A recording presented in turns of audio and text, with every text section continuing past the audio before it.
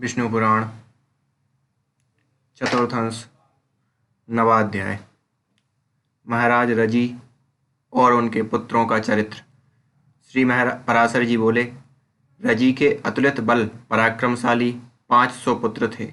एक बार देवासुर संग्राम के आरंभ में एक दूसरे को मारने की इच्छा वाले देवता और दैत्यों ने ब्रह्मा जी के पास जाकर पूछा, भगवान, हम दोनों के पारस्परिक कलह में कौन सा पक्ष जीतेगा?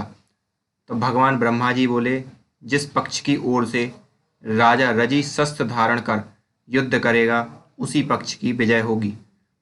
तब दैत्यों ने जाकर रजी से अपनी सहायता के लिए प्रार्थना की। इस पर रजी बोले, यदि देवताओं को जीतने पर मैं आप लोगों का इंद्र हो सकूं तो आपके पक्ष में लड़ सकता हूं। यह सुनकर दैत्यों ने कहा कि हम लोग एक बात कहकर इसके विरुद्ध दूसरी तरह का आचरण नहीं करते। हमारे इंद्र तो प्रहलाद जी ही हैं और उन्हीं के लिए हमारा यह संपूर्ण उद्योग है। ऐसा कहकर जब दैत्यगण चले गए तो देवताओं ने भी आकर राजा से उसी प्रकार प्रार्थना की और उनसे भी उसने वही बात कही। तब देवताओं ने यह कहकर कि आप ही हमारे इंद्र होंगे उसकी बात स्वीकार कर ली।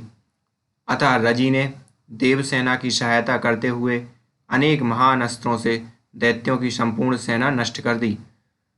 तदनंतर शत्रु पक्ष को जीत चुकने पर देवराज इंद्र ने रजी के दोनों चरणों को अपने मस्तक पर रखकर कहा, भय से रक्षा करने और अन्नदान देने के कारण आप हमारे पिता हैं।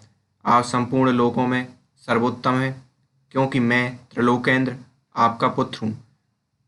इस पर राजा ने हंसकर कहा, अच्छा, ऐसा ही सही। शत्रु पक्ष की भी नाना प्रकार की चाटु वाक्य युक्त अनुनय विनय का अतिक्रमण करना उचित नहीं होता। फिर स्वपक्ष की तो बात ही क्या। ऐसा कहकर वे अपने राजधानी को चले गए। इस प्रकार शतक्रतु ही इंद्रपद पर स्थित हुआ।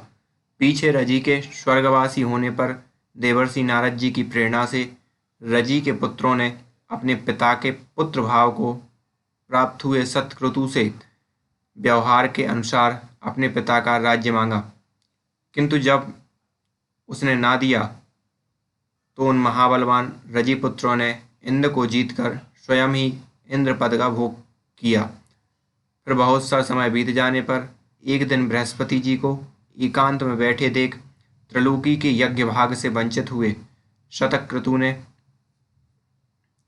उनसे कहा, क्या आप मेरी तृप्ति के लिए एक बेर के बराबर भी पुरोडास खंड मुझे दे सकते हैं?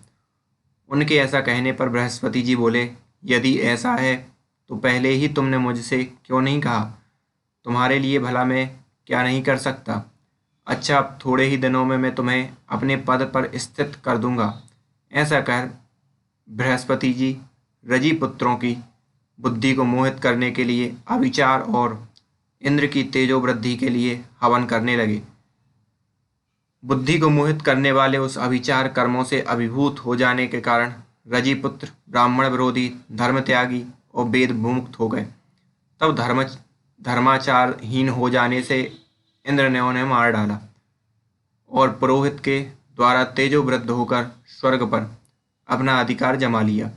इस प्रकार इंद्र के अपने पद से गिरकर उस पर फिर आरूढ़ होने के इस प्रसंग को सुनने से पुरुष अपने पद से पतित नहीं होता और उसमें कभी दुष्टता नहीं आती। आयु का दूसरा पुत्र रंभ संतानहीन हुआ। छत्र वृद्ध का पुत्र प्रतीक्षत्र हुआ। प्रतीक्षत्र का संजय, संजय का जय, जय का विजय, विजय का कृत, कृत का हर्यधन और हर्यधन का सहदेव, सहदेव का आदीन, अदीन का जैतसेन, जैतसेन का संस्कृति और संस्कृति का पुत्र छत्रधर्मा हुआ। ये सब छत्रवृद्ध के वंशज हुए। अब मैं नहु वंश का वर्णन करूंगा। इति श्री विष्णु पुराणे चतुर्थांशे 9वां अध्याय।